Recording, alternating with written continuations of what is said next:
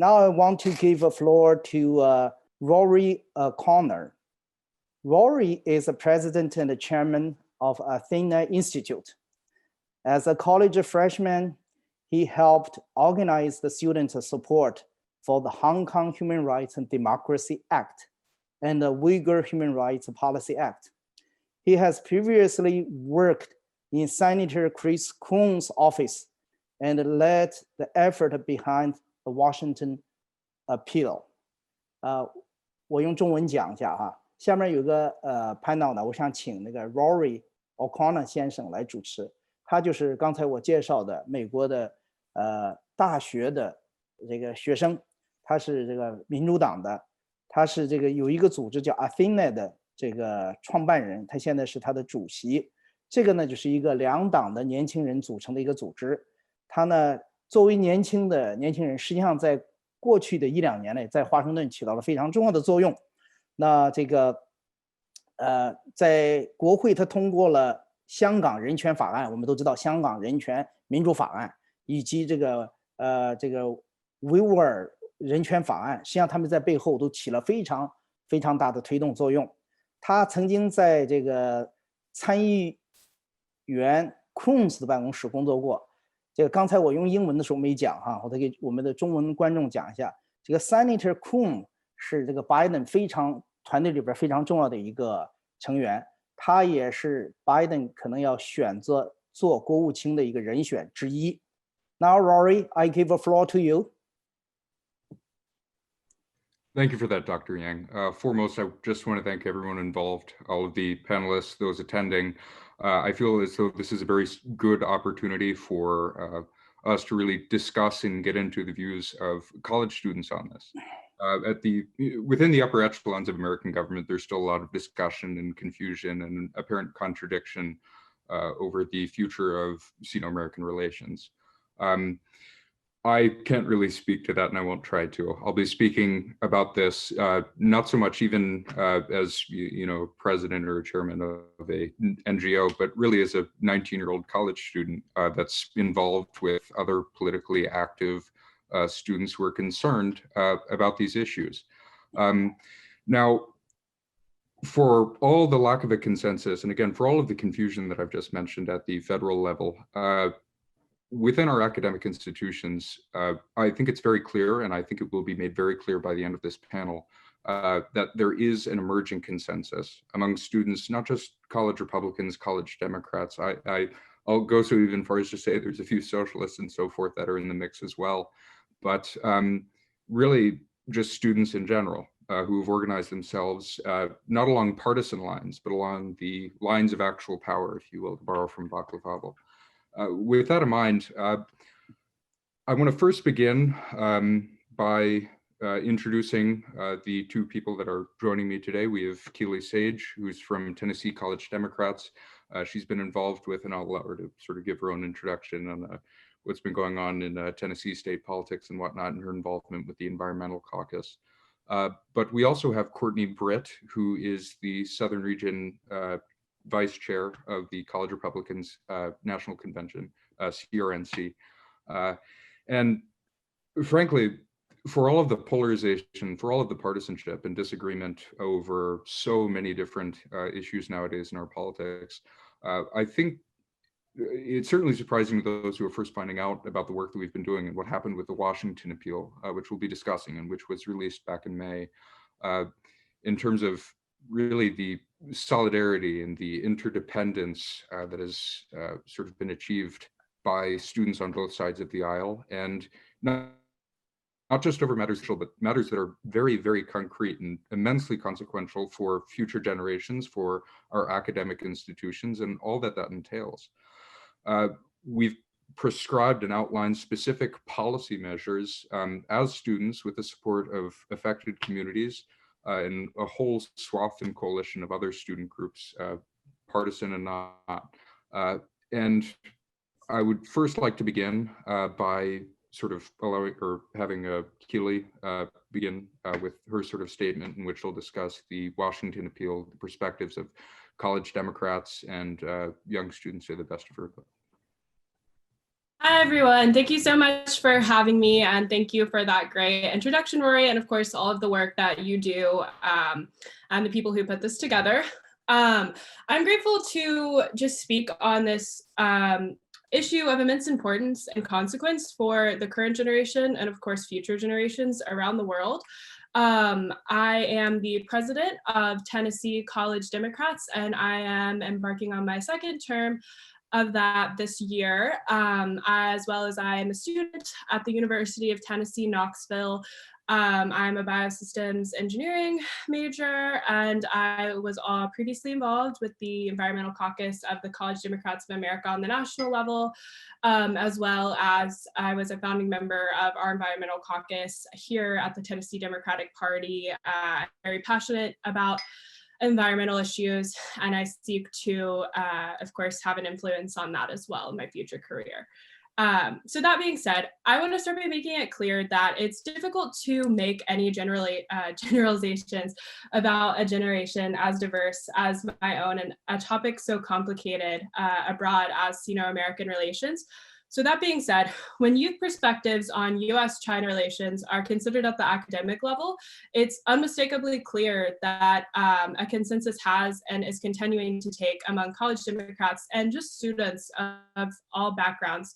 So of this consensus, there are 2 points which I think will surprise you so familiar with the events of the past few months. But first, whether Republicans or Democrats, we both have the same rights as students, and just things that we expect from our institutions and our administrators, that we should just inherently have academic freedom. I don't really think we have to question that. I think it's just kind of a given. And I hate that, people in other nations and totalitarian regimes have to worry about that. So secondly, this is a matter of extreme importance, but it's not controversial. The evidence is extremely overwhelming, and you could choose to turn a blind eye to these issues, but doing so, I think, is really harmful for just freedom and promoting democracy and ideals abroad. So to speak to the Washington appeal, I was really excited to, and honored, honestly, to be able to sign on and support such an effort, extremely, extremely necessary, and that we also need to see more of similar initiatives just from Congress, because it's so important. And obviously, if people weren't going to take this up in government, we decided to do something ourselves. So it was an effort supported by myself and dozens of other leaders and college Democrats at the state, national, and local levels. And it was organic and a grassroots undertaking from students across the country that just hate to see these injustices taking place and kind of these ideals being promoted that are kind of, intrinsically opposed to American freedom and ideals of democracy. So that being said, the most important idea of it is an effort that crossed party lines. So I think between me and other people who are heavily involved with politics in America, we know that partisan polarity is increasing, and it's super damaging. So any, thing that could bring us together and that we could talk about and not have to worry about if you're a Democrat or Republican, I think is just super important that we bring these issues to the table, because I think that creating these conversations kind of goes into ending the extreme polarity that we see in the United States. So yeah, we also are seeing in action from administrators. Despite confusion and conflict between public officials, we wanted to take action ourselves. And we began with a clear understanding of our rights and organize ourselves as students. So now I'm just going to read a few quotes from the Human Rights Act, from Human Rights Watch, that I think are important to bring up in this discussion. So the first one says, at home, the Chinese Communist Party worried that promoting political freedom would jeopardize its grasp on power, and it has constructed an Orwellian high-tech surveillance state and a sophisticated internet censorship system to monitor and suppress public criticism. So I read 1984 when I was, I think, probably 13 or 14, because my dad was like, Keely, you need to read this. And I just think like that definitely had an impact on me personally. And I think that it should serve as a warning. And I know for me, especially reading it then, earlier in my adolescence, I was freaked out. I think it's terrifying. And I think that it should definitely be used to serve as a warning and not an instruction manual, as we're seeing in authoritarian regimes like China, and even a little bit with big tech and here in America, that we need to be cautious of. And abroad, the Chinese Communist Party uses its economic clout to silence critics and to carry out the most intense attack on the global system for enforcing human rights, and a system that began to emerge in the mid-20th century.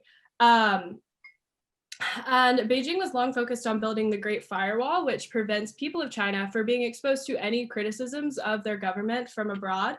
And now the government is increasingly attacking critics themselves, whether if they represent a foreign government or if they're part of an overseas company or protest, what have you. And this is extremely concerning, because I think that it is important to be able to criticize your own government and just kind of like stand up for injustices internally and abroad. I don't think really anyone should be denounced for doing so. And that being said, no other government is simultaneously detaining millions of members of an ethnic minority for forced indoctrination and attacking anyone who dares to challenge its repression. And while other governments commit serious human rights violations, no other government does it with such vigor and determination to undermine the international human rights standards and institutions and hold them to account. It's awful. And I think that we do need to kind of bring this into the conversation, because so many people in America are simply not aware of what is going on with Uyghurs and other ethnic minorities in China. That is absolutely an abomination. And that being said, I feel like here, and being educated in public schools through my K through 12 education, we talked a lot about Nazi Germany and of course the Holocaust and the injustices being done there. So if we're seeing this happen kind of currently and in our world today, why don't we take efforts to stop it and to stand up to it and at least start the conversation right here in America? So as a great journalist once noted, it is also true that the United States benefits in a number of ways from student exchanges, so foreign exchange students, and particularly in this case, ones from Asia. And the actual structure of Chinese students in the US universities is exploitative, unbalanced, and bad for universities. And in viewing Chinese international students as mere commodities, universities administrators have fostered a political environment where the monitoring of Chinese students by the embassy and their classmates is effectively tolerated by schools, while they have suppressed their own academic freedoms of speech for fear of financial repercussions. So in America, obviously, a lot of schools are for profit and a lot of administrators make huge salaries. And of course, international students have to pay full tuition. I know this because I dated one in the past. And it's just, there's not really, and we mentioned this in the Washington appeal, that there isn't really a way to report these things that are happening to these students. So a lot of them feel unable to speak up and to voice their opinions and issues in school, like in America, where we do promote academic freedom. And I think that's core to our universities. But these students are afraid to voice their opinions because they fear retribution and consequences to themselves or to their family members abroad. And I think that is absolutely terrifying. And there really needs to be a system in place among all universities that have international students to be able to report things that happen to them. And so they feel like they are safe here and they feel like they can speak what they want and learn and research topics without fear of retribution from any foreign entity or even ones here. So I just think that that's super important. And I think here in America, like, we take these things for granted. You know, we have topics that we could research, and we don't really ever think about what's going to happen if we do, or who could be tracking us or watching us. And I think that it discourages these students from kind of utilizing critical judgment and developing their own capacity and engaging in their own searches for truth, which of course we hold very important to our school system here in the United States. And yeah, so I think they are more than a resource to universities, and we have a moral and an ethical responsibility to protect these students. And the students and academics whose rights are threatened are classmates and professors. I know me personally as an engineering student, I have one of my professors is from China, and we want them to have a safe future. We want them to be protected.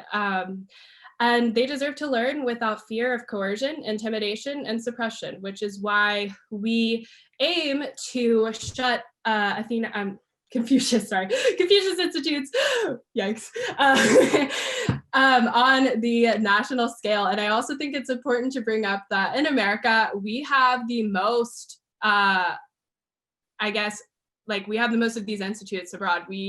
I think before this year we had over 100 in America and in American schools. And I think when we're dealing with these institutions, we need to think about where they're coming from and what China's goal in promoting them into US universities is. And it's not just US universities, it's also K through 12.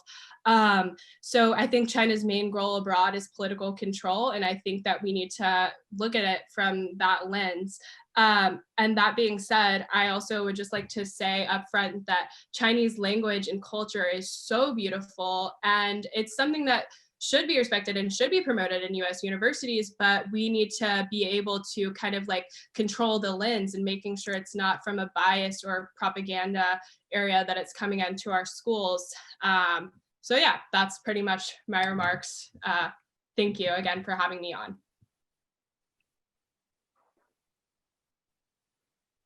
Keely, I want to thank you for that. There's a few points that I think you mentioned. First of all, I think it's very difficult to understate how helpful and how important the guidance provided from Human Rights Watch was, and all of the research and work that they've done was in forming the Washington Appeal. I certainly know that that was something which certainly resonated among college Democrats such as you and me. But in general, they provided a great body of resources, including with their 12-point code of conduct. I'll speak more in a moment about that, as I believe it was sent to 150 schools. A dozen responded, and we need to discuss some of the policies that we need to sort of work around there. But with regard to, I think, comparisons to Nazi Germany and such, I certainly, if there are comparisons to be made, in the appeal, for instance, we described or we characterized the Chinese Communist Party as representing, as it was put by in Viral Alarm, When Fury Overcomes Fear, the famous sort of door stopper essay by Professor Zhu at Tsinghua before he was put under house arrest. He described it as representing a form of legalistic fascist Stalinism. And I would certainly say that at least in how certainly the Confucius Institute US Center in particular responded to our effort. The first time, to my knowledge, that they've actually issued any sort of public response to, especially a student effort. They hit us with, as one German propagandist put it from the Second World War, Schlagworte. Pronunciation might be a bit rough because I took Latin, so forgive me there, but hitting words, basically, things like McCarthyism, win-win. They'll often throw words around really for emotional effect, and certainly not to actually in any sort of logical manner clarify what's going on. And they provide the semblance or appearance or the facade of actually having some sort of important meaning. But I think what's been most fascinating in dealing with the Confucius Institute US Center and the many, I think it's only safe to do some bad faith sort of efforts to defend Confucius Institutes, whether it was by the Ministry of Foreign Affairs spokesperson or the any number of outlets in Chinese state media, from Chinese state media. we certainly saw the same things over and over again. We saw how hollow they were. And seeing that, beginning from all of this, from a deeply moral perspective, really just noticing that it's our classmates that are affected by this. For all the names that we had on the Washington appeal, you and I know, Courtney knows certainly for sure, and hold on, certainly give her space to speak on behalf of college Republicans in a moment. But we all know that there's a lot of names that weren't on the Washington appeal because they were fearful of what would happen to their family. They were fearful of what would happen to themselves. And it certainly was quite rough hearing that. And I think it was all the more, it invigorated what we started and what we've been doing with all the more purpose and all the more need to really accomplish something and protect our classmates, our professors, people that we work with on a daily basis and learn with on a daily basis. Now, with that in mind, while we'll be speaking more about Confucius Institutes later, so far as I recollect, I believe there's about 67 left in the United States right now. Certainly a lot less since when we began or released the Washington appeal. But with that in mind, I want to segue over to Courtney Britt, who has done an incredible job of advocating for this issue, and she'll be speaking to sort of provide a perspective or to provide some clarity and describe the perspectives of young conservatives in the United States, especially within the context of the Washington appeal and the current effort that we sort of have underway. Thanks, Rory. I think I'm unmuted here. All right, thank you so much. As he mentioned, my name is Courtney Britt, and I'm the Southern Regional Vice Chair for the College Republican National Committee. And I'm so grateful to be here. I really appreciate y'all putting this together and allowing us to share our perspectives as young people and as college students and our experiences on this. The Chinese Communist Party has a clear and concerning influence on our college campuses through the Confucius Institutes, as we've been saying. And I think many people are, in the US are unaware of this influence, but it has been well recognized by a number of groups, by the National Association of Scholars, the American Association of University Professors, as Keely mentioned, the Human Rights Watch, the FBI, the State Department, the National Security Council, the Justice Department, public officials from both sides, and truly countless others. So even though it has not everyone is completely aware of it, those who are really all on the same page. As far as I'm concerned, this is a completely bipartisan issue. We at our core have the same values for freedom of speech, which Confucius Institutes are coming up against. Their main purpose is to promote the Chinese state agenda and communism through their activities on campus.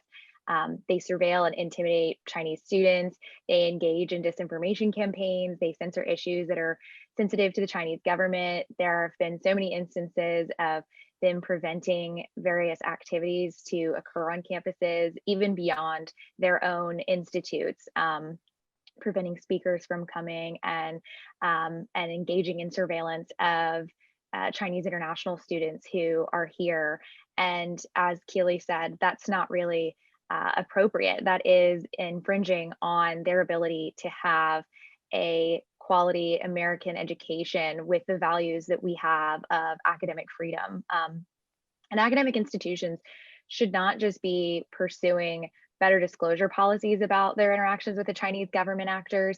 That is certainly a start, and we need more of that, but they should also be urgently prioritizing academic freedom of students and scholars from China. So this the beginning step is certainly having greater disclosure. As Keely mentioned, the schools are receiving money for this, and higher education is a very expensive endeavor, so it's very difficult for them to turn that down, but they need to be doing more than that. They owe a duty to their students, whether they are American-born students or China-born students. They need to be serving them equally the same. China really uses the Confucius Institutes to monitor the Chinese students and faculty to maintain control of their citizens while they're abroad here in the United States. And while they're here in the United States, they deserve to enjoy the same freedoms of democracy that we as American citizens deserve and have. The constant surveillance that they're under is often ends up in punishment when they return home, or retaliation against their families when if they don't return home. So it is really important that we are discussing this issue, that we're drawing attention to it, and it's something that we believe in very strongly in protecting academic freedom on campuses and protecting free speech, which the Confucius Institutes on campuses are really inhibiting and threatening. Thank you for that, Courtney. So with that in mind, I think I suppose we'll enter into questions and answers and so forth in a moment, but there is actually a question that I have been wanting to ask that I suppose we haven't really been discussing all that much. And looking back on past interactions between college Democrats and college Republicans, and just to be clear, this is addressed to both of you. I suppose we'll go with Courtney, Britt first, excuse me. Do either of you, I haven't been able to sort of find anything, but do either of you know of a similar effort to that of the Washington appeal, which is whether substantive policy or not, but any sort of joint letter or statement or something like that of similar size or scale or policy, anything of that sort? You know, I think there are very few issues, as Keely mentioned before. We are in such a hyperpolarized time that it's seldom there's such unanimity on. But this issue is it's not a partisan one. This is at the core of our principles as a free society. And so, yeah, this has incredible support from both sides. And it's really hard to recall anything of this scale that's had such overwhelming support from both sides. Thank you. Keely, do you have any thoughts to add on the matter before we get into Q&A? Not really at all. I 100% agree. I personally think climate change should be at the same scale, but honestly, it's not recognized as such. So this is really the one issue that we can point to, and we can really not really have any disagreements among party lines, which is really admirable. Thank you for that. With that in mind, it appears that we do have a question for both. As young Americans, what would you say to current politicians or current public officials about bipartisan work? Now, I do sort of just want to add on this. I think this is especially helpful because one of the things that Sophie Richardson from Human Rights Watch actually has mentioned in the past, and it's something that I believe has been discussed by a lot of scholars on the matter, especially considering how silent university administrators have been on this. What do you think the role of public officials or I suppose public officials is in response to, or how should they treat something like the Washington appeal, the sort of effort that we have underway? We can start with Keely, I suppose. Sure. So I think that they should really hold it to utmost importance, right? So like I said, I think that there should be more issues that should be framed from a nonpartisan lens, because as we know, we are so extremely polarized in the United States, and that's incredibly damaging.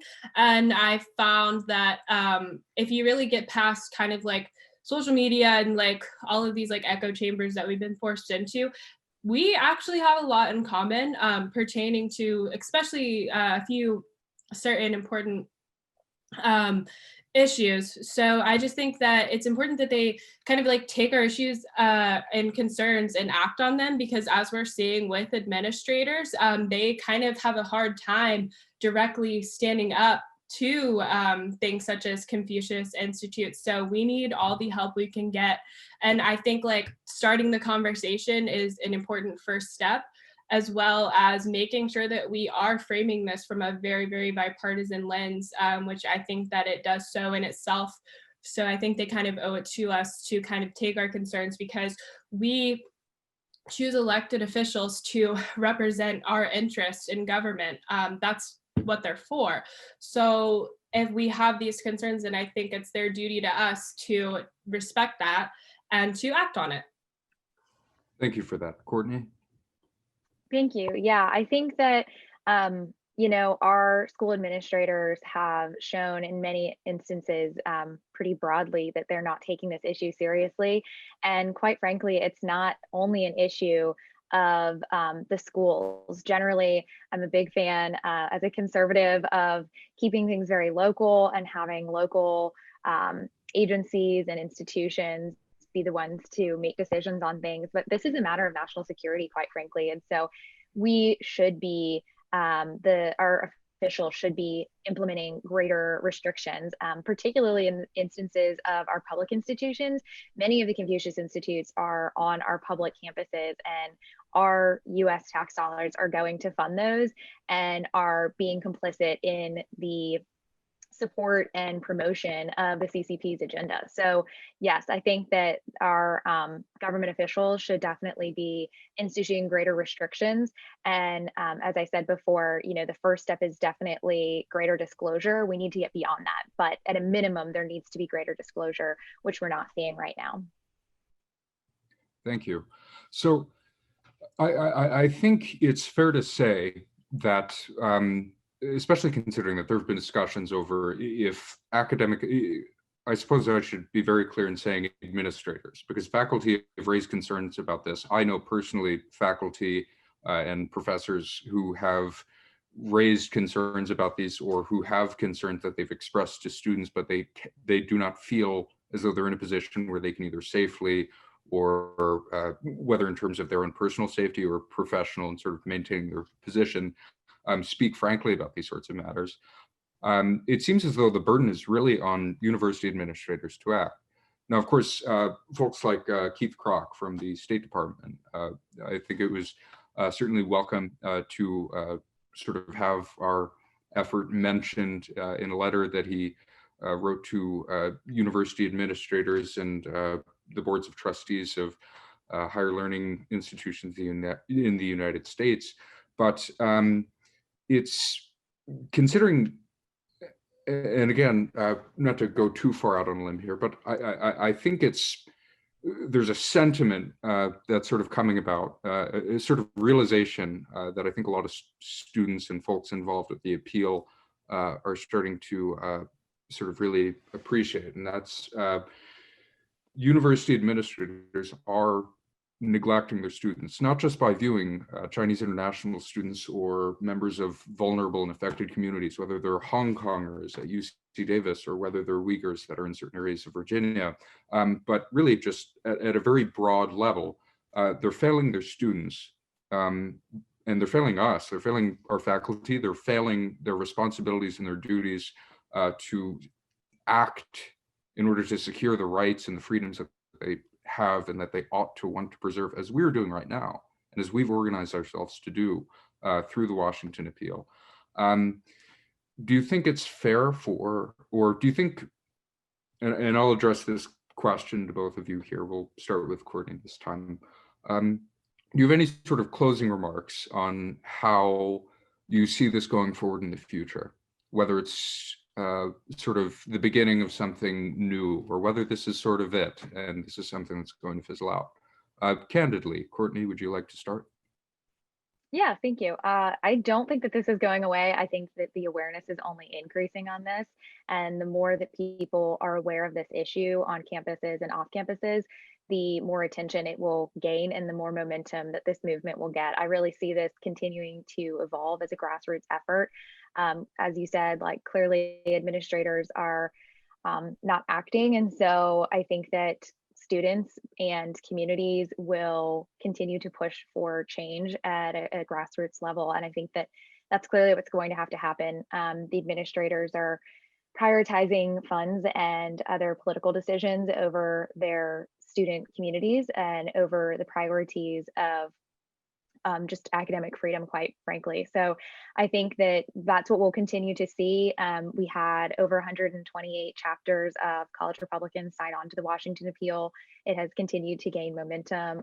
We have our federation in Alabama has been championing legislation with the Athenai Act, and which would prohibit public institutions from having Confucius Institutes on their campuses. I believe it also does that with the Confucius Classrooms, which is the K through 12 version. And I think we're going to continue to see that kind of legislation being taken up in the states through the efforts of many college Republicans and college Democrats urging their legislators to do that. So that's personally how I see this going forward. And I don't think that's just an optimistic view. I think that's a very realistic view based off of what we've been seeing. Thank you for that, Courtney.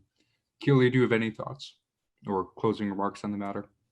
Sure. So since this is a bipartisan panel, I just kind of want to start by saying before I'm a Democrat, I am an American. And I will even admit my own party's fault to failure to taking action on this matter. And our country was founded because we wanted to be free of influence and control of other countries. So why wouldn't we want to take steps to live up to that promise and initiative by acting on this?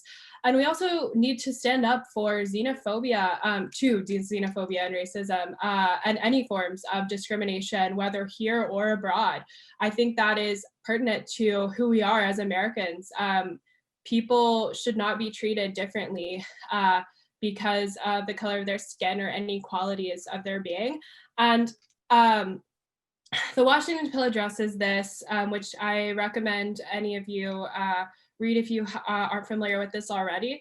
But I think that it is also important that we demand that all Confucius institutes in the United States be shut, because I at least do not trust the CCP to reform them or to change them. I think that that is not enough. And it definitely addresses this demand. But yeah, they definitely need to be shut, and we need to hold administrators and political officials accountable in enacting the changes that we deserve as students and that we need to see in our American public education institutions as well as private. So thank you again for having me on. I think it's very clear within the appeal and from the strong support that we received overwhelmingly from both college Republicans, college Democrats, and communities of all sorts from across the country. And I think it's almost safe to say quite beyond that, considering that we certainly have friends and like-minded allies in Australia and in Canada and in Hong Kong and beyond. That with Confucius Institutes in particular, it's not possible to reform an institute or to reform these proprietary institutions that are fundamentally totalitarian in nature. And that is to say, if we want to have an accurate and true understanding of Chinese culture, we need to ensure that that isn't left to the proxies of a totalitarian state, because at best, all we're going to be able to get is a caricature, something that's ossified and does not actually reflect the living, breathing culture of China in terms of both its identity and its people and its history. And so I think it's been very clear in not addressing things like xenophobia in an either-or scenario, but seeing this as something which and sort of identifying this entire issue as something which we can address at whole and pursue specific measures and policies in order to address it. I really do believe, and I'm thankful for both of you today, and I think it's, if you will allow me to be so bold, I think that this will continue, and I hope that we can really construct something that allows for the betterment or the greater realization of human dignity. With that, I don't want to go another bit over, so thank you for that. Thank you to the panelists.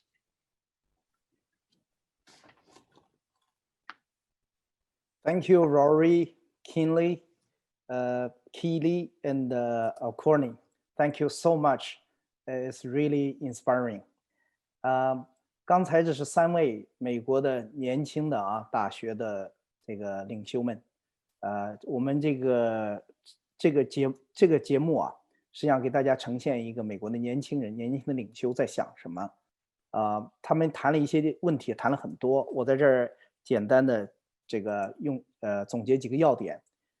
第一呢，在这个2位女生呢，一个是民主党的，一个是共和党的他们第一呢，就是像那个第一位那个女生，她讲到了一个故事，我觉得非常有意思就是 Keely 她讲到，她说她这个小的时候读过1984她爸爸读的时候这个介绍给她这本书读过这本书，而且在他们的教科书里都读到纳粹的集中营等等这些东西，他没想到今天呢，在他生活的世界里就存在了，所以他说为什么我们不阻止这样的事情呢？这一点呢，讲得非常好。另外一个呢，他们都非常关心这个美国的学术自由，也就是说他们都是大学生嘛。那么主要他们发现这个中国的孔子学院，实际上呢是这个在实行中国政府中共政府的一些这个计划它这个不仅仅是这个影响了中国的留学生和一些学者在校园里被他们监视，而且也影响了美国的学术自由。他们感到这个非常的这个震惊，而且呢觉得必须做事情进行这个阻止，因为他觉得我们是一个自由的国家，在这个地方被另外一个国家给控制了，这个是不可思议的事情。但是他们同时强调呢，是这个他们非常的喜欢中国的文化，喜欢中国的这个语言，但是呢，学习中国的文化和语言不能用这种方式来进行。那么另外呢，他们都表达了，就是说在反制这个中国的孔子学院这样在美国的这种文化这个对学术自由的侵害的同时，要特别注意不能有种族歧视他们都在用这个 xenophobia， 就是不能够外国人恐惧，好像就是外国来的我们就非常的警觉，不是那样。他说我们美国人在这里面只要来到美国，你就受美国宪法的保护，你有你的自由，而且我们都是平等的对待另外呢，这些年轻的领袖们都表达了对美国现在两极化的不满，就是我们看到在华盛顿两极化的这个共和党和民主党几乎很难在任何一个议题上能够合作。当然除了在中国的问题上他们还有相当程度的合作，他们都表达了不满。他们认为这个他们也希望在这方面能够努力的去改变它，因为他说这些人是我们选出来的，他必须表达我们的意愿，我们对这种分裂的趋势感到是一种危险必须这个制止。这就是他们这个刚才所表达的一些观点好，thank you so much. Then we move to another speaker.